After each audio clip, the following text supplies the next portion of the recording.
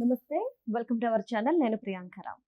జగన్మోహన్ రెడ్డి గారు ఈరోజు జోగి రమేష్ గారి కుటుంబాన్ని పరామర్శించడానికి వెళ్తున్నారు. నిన్న అంబటి రాంబాబు గారి ఇంటికెళ్ళి అక్కడ రచ్చగొట్టి యాత్ర పేరుతో అంటే పరామర్శ పేరుతో ఎంతటి ట్రాఫిక్ జామ్ని సృష్టించారో, ఎంతమంది ఇబ్బందులు పడ్డారో ప్రతి ఒక్కరు చూశారు. అక్కడికెళ్ళి కులం పేరుతో రెచ్చగొట్టే ప్రయత్నాలు ఏ విధంగా చేశారు అనేది కూడా అందరూ గమనించారు. ఇప్పుడు జోగి రమేష్ గారి ఇంటికి కూడా సేమ్ ఇదే రీతిలో వెళ్తున్నారు. వెళ్తూ ఇక్కడ మనం చర్చించుకోవాల్సిన అంశం ఏంటి అంటే, ఒక ఫ్లెక్సీ అందులో రాసున్నదే ఈరోజు చర్చనీయాంశంగా మారింది. జగన్మోహన్ రెడ్డి గారు వచ్చిన తర్వాత ఎంతటి విధ్వంసం సృష్టిస్తారు, వారి పాలన ఎలా ఉంటుంది అనడానికి నిదర్శనంగా నిలిచింది ఈరోజు ఈ ఫ్లెక్సీ. ఏం రాశారంటే, ఆ కుర్చీ పుట్టిందే ఆ కుటుంబం కోసం రా, మీరు సృష్టించే విధ్వంసం కోసం ఎదురు చూస్తున్నాం. ఇది ఆ ఫ్లెక్సీలో రాసున్నది. మరి ఎవరి మీద ఎవరు విధ్వంసం సృష్టిస్తారు?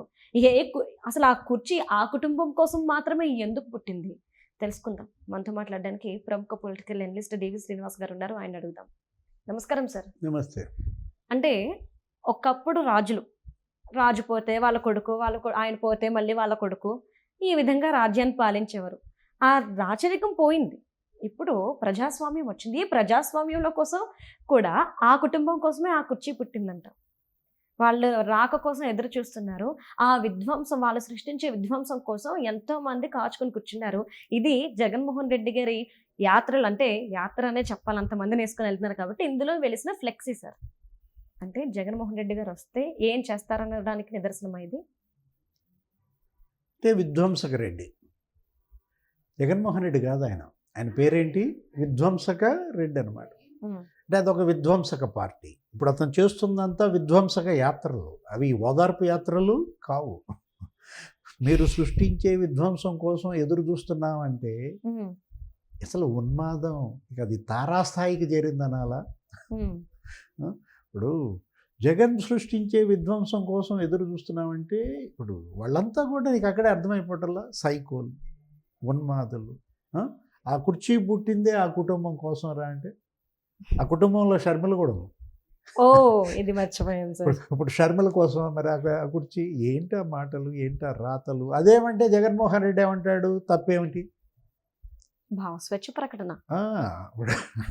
ఇప్పుడు అందులో తప్పేంటి, అంబటి రాంబాబు మాట్లాడిన మాటల్లో తప్పేంటి, పిన్నెల రామకృష్ణారెడ్డి చేసిన దాంట్లో తప్పేంటి. అంటే ఈవీఎం నేలకేసి కొట్టినా తప్పు లేదు, పచ్చి బూతులు ఎల్ భాష మాట్లాడినా తప్పు లేదు. ఇప్పుడు జోగి రమేష్ ఇంటికి వస్తున్నాడు, అక్కడ మళ్ళా బీసీలను రెచ్చగొట్టాడు. అంటే ఏంటి, చిచ్చు. నిన్న గుంటూరు వెళ్ళేమో కాపుల చిచ్చు పెట్టాలని చూశాడు. అంటే కాపు టైగర్ అంబటి రాంబాబు అంటూ కాపులను రెచ్చగొట్టే ప్రయత్నం, కాపు సంఘాలన్నీ ఆయనకి ఏదో అండగా ఉన్నట్టు ఆయన్ని తీసుకొచ్చి వంగవీటి రంగాతో పోలుస్తారు. అరే గోల, విజయవాడ అంతా గగ్గోలు పుట్టింది. అసలు వాళ్ళు ఆ కాపు నాడాళ్ళు ఒక ప్రకటన విడుదల చేశారు, ఇంకోసారి గనక రాంబాబుని రంగాతో గనక జత చేస్తూ మాట్లాడారంటే ఊరుకోవాలి. ఎక్కడ రంగా, ఎక్కడ రాంబాబమ్మ? రంగా రాంబాబులాగా సంబరాలు చేసుకున్నాడా, డ్యాన్సులు వేసాడా సంక్రాంతికి? రంగా రాంబాబులాగా ఆడియో ఫోన్లు వీటిల్లో దొరికిపోయాడా, వీడియోల్లో? ఎంత భ్రష్టత్వం అక్కడే అర్థమైపోవటంలా నీకు. రంగాతో రాంబాబుని పోల్చినంత భ్రష్టత్వం ఇప్పుడు మరి జోగి రమేష్ని గౌతు లచ్చన్నతో పోలుస్తావా? ఇప్పుడు పెడతారు ఏది, ఇప్పుడు బెజవాడలో మరి రంగాతో అంబటి రాంబాబుని పోల్చిన వాళ్ళు మరి జోగి రమేష్ని తీసుకెళ్ళి గౌతు లచ్చన్న వారసుడు అంటారా? అంటే ఆయన గౌడ, ఈయన గౌడ అని చెప్పి గౌడల్ని రెచ్చగొట్టడం కోసం ఇప్పుడు ఇవాళ జగన్మోహన్ రెడ్డి బీసీ కార్డ్ బయటికి తీస్తాడు. అంటే కాపు, కమ్మ బాగా చెప్తున్నారు సార్, రెడ్డి అంటున్నారు. జోగి రమేష్ గారి దగ్గరకు వచ్చేప్పటికి బీసీ అని, బీసీలో ఉన్న అన్ని కులాలను ఎందుకు సార్ కలుపుతున్నారు? బీసీలో చాలా ఉన్నాయి కదా. అసలు అదే అప్పుడు బీసీలకు ఏం చేశాడు జోగి రమేష్? అదే అంటున్నా. ఇప్పుడు బీసీలని సజీవ దహనం చేశారమ్మా. జగన్మోహన్ రెడ్డి సీఎంగా ఉన్నప్పుడు రేపల్లెలో ఒక 10వ తరగతి చదివేటటువంటి 14 ఏళ్ల బిడ్డ, అవును సార్, అమర్నాథ్ గౌడ్, వాళ్ళ అక్కనేదో ఏడిపిస్తున్నారు. మా అక్కని ఎందుకురా ఏడిపిస్తున్నారు అని అంటే, ఎగ్జామ్స్ 10వ తరగతి పరీక్షలు ప్రిపేర్ అవుతున్నాడు. వాడు ట్యూషన్ నుంచి వచ్చే పిల్లాడిని పెట్రోల్ పోసి సజీవ దహనం చేస్తే కనీసం కేసు గట్ల నిందితులను అరెస్ట్ చేయాల. మాట్లాడా జోగి రమేష్? తోట చంద్రయ్య, ఎక్కడ గుళ్ళపాడు, ఆ వెల్దుర్తి మాచర్ల, పిన్నెల్లి గ్యాంగ్ ఏం చేసింది? అతన్ని జై జగన్ అంటావా లేదా అన్న. అతను జై చంద్రబాబు అన్నాడు. నడి రోడ్డు మీద పీక కోసేశారమ్మా. జై చంద్రబాబు అన్నందుకు ఒక బీసీ పీక కోస్తే ఈ బీసీ నోరెందుకు మూతపడి? మరి ఇప్పుడు జోగి రమేష్ బీసీ అని చెప్పుకునేటటువంటి నైతికత నీకు ఎక్కడి నుంచి వస్తుంది? జోగి రమేష్ మాట్లాడింది కరెక్టే అంటాడు. అప్పుడు రేపు పొద్దున ఇప్పుడు ఇవాళ వెళ్ళంగానే ఏం తప్పు చేశాడు జోగి రమేష్ అని మీరు జైల్లో పెడతారు అంటాడు. ఇప్పుడు లోకేష్ని చిప్పు దొబ్బిందా అని అంటే బూతా అని అడిగాడు సజ్జల. అంటే వీళ్ళకి అసలు ఏది బూతు ఏది బూతు కాదు అంటే ఇక అధికారిక భాష ఎల్ భాష, అది ఎల్ పార్టీ అయిపోయిందా? జగన్మోహన్ రెడ్డి ఇవాళ ఆ ఉన్మాదాన్ని పెంచి పోషిస్తున్నాడు. రాష్ట్రంలో లేని శాంతి భద్రతల సమస్య సృష్టిస్తున్నాడు. 36 కిలోమీటర్లు వెళ్ళటానికి 6 గంటల. సరే వెళ్ళావు, మొత్తం నరకం చూశారు. తాడేపల్లి ప్యాలెస్ నుంచి ఎక్కడ గుంటూరు సిద్ధార్థ నగర్ దాకా అన్ని గ్రామాలు సిటీ అల్లాడిపోయింది. ఎప్పుడు పోతాడు రాయిన అనుకున్నారు. సరే వచ్చావు, 6 గంటలు పట్టిందా తిరిగి రావడానికి? అరగంటలో వచ్చావా? చాలా ఫాస్ట్ సార్, పావు గంట ఏమో. అంటే మరి అరగంటలో వచ్చిన అడవి 6 గంటలు ఎందుకు వెళ్ళావు? వెళ్ళేటప్పుడు ఉన్న జనం తిరిగి వెళ్ళేటప్పుడు ఎందుకు లేరు? అంటే ఏంటి? ఇది బలుపు కాదు, ఇదేంటిది? వాపు అన్నమాట. ఇప్పుడు ఈ పార్టీకి జగన్మోహన్ రెడ్డికి ఉన్నది అది బలుపు కాదు, అది వాపు అని నీకు అక్కడే తేలిపోయింది కదా. వెళ్ళేటప్పుడు ఉన్న జనం వచ్చేటప్పుడు ఎందుకు లేరు? వెళ్ళేటప్పుడు 6 గంటల ప్రయాణం, వచ్చేటప్పుడు అరగంట ఎందుకు అయింది? Same distance.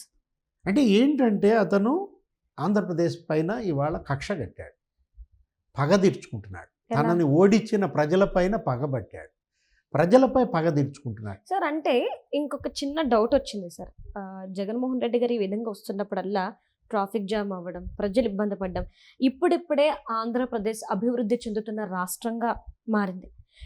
ఇలా ట్రాఫిక్ ఇవన్నీ ఆంక్షలు పెట్టి ఇక్కడ శాంతి భద్రతలు లేవు, మీరు వచ్చిన ఇక్కడ క్షేమంగా ఉండలేరు అని ఏవైతే కంపెనీస్ వస్తున్నాయో, ఏవైతే పెట్టుబడులు వస్తున్నాయో వారిని భయపెట్టి వాళ్ళకు ఒక రాంగ్ మెసేజ్ ఇవ్వడం కోసం కూడా ఇదంతా చేస్తున్నారు అని అనుకోవచ్చా? అంతే కదా. ఇప్పుడు మెడికల్ కాలేజీలు మొన్న మనం చూసాం టెండర్లు.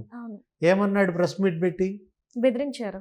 టెండర్లు కనుక వేస్తే 2 నెలల్లో జైల్లో పంపిస్తా అన్నాడు.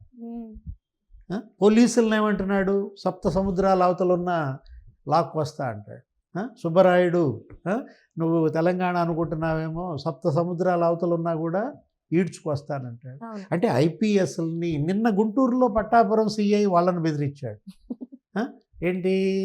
యూనిఫామ్ ఇప్పదీసి లాక్కొస్తా, గుడ్డలోడ తీసి లాక్కొస్తా. ఏంటి ఆ జబ్బు? గుడ్డలోడ తీసే జబ్బు ఏంటమ్మా? ఎక్కడన్నా ఎప్పుడన్నా ఎవరికన్నా ఉంటుందా? ఇప్పుడు అతన్ని ఎవరికైనా చూపించండి రా అంటున్నారు. ఇట్లాంటి మాటల వల్లే కదా. సేమ్ అదే ఉండకూడదు కదా సార్. ఇప్పుడు ఒక పక్కేమో మీరు చెప్పారు పెట్టుబడులు ఇవాళ ఒక వెల్లువ. విశాఖపట్నం ఇవాళ ఏంటి అసలు డెస్టినేషన్గా మారింది, ఇన్వెస్ట్మెంట్స్ డెస్టినేషన్. 6 లక్షల కోట్లు పెట్టుబడులు వచ్చినాయమ్మా ఒక్క విశాఖపట్నానికి వచ్చిన పెట్టుబడులు. గూగుల్ డేటా సెంటర్ కానీ, లేకపోతే ఈ రిలయన్స్ డేటా సెంటర్ కానీ, బ్రూక్ఫీల్డ్ కానీ, ఆర్సిలార్ స్టీల్ మిట్టల్ కంపెనీ కానీ, ఉత్తరాంధ్ర ఇవాళ మరి బ్రహ్మాండంగా అభివృద్ధి చెందుతోంది. భోగాపురం ఎయిర్పోర్ట్ కంప్లీట్ అయిపోయింది, పోలవరం నిర్మాణం జరుగుతోంది, అమరావతి నిర్మాణం జరుగుతోంది శరవేగంగా. కేంద్రం ఈ రాష్ట్రం అడిగిన నిధులన్నీ ఇస్తోంది. ప్రధాని 3 సార్లు వచ్చాడు, 3 లక్షల కోట్లతో ఇవాళ ఇక్కడ శంకుస్థాపనలు ప్రారంభోత్సవాలు చేశాడు. ఇంత గొప్పగా అభివృద్ధి జరుగుతుంటే నచ్చని ఒకే ఒక వ్యక్తి జగన్మోహన్ రెడ్డి. అందుకే ఇప్పుడు ఈ విధ్వంసం. ఏది? ఈ ఫ్లెక్సీలు, ఇటు రప్ప ఫ్లెక్సీలు, లేకపోతే నువ్వు సృష్టించే విధ్వంసం కోసం ఎదురు చూస్తున్నా. రైట్, చూద్దాం సార్ ఎలాంటి విధ్వంసం వాళ్ళు సృష్టిస్తారో ఏంటో. Right, thank you so much sir.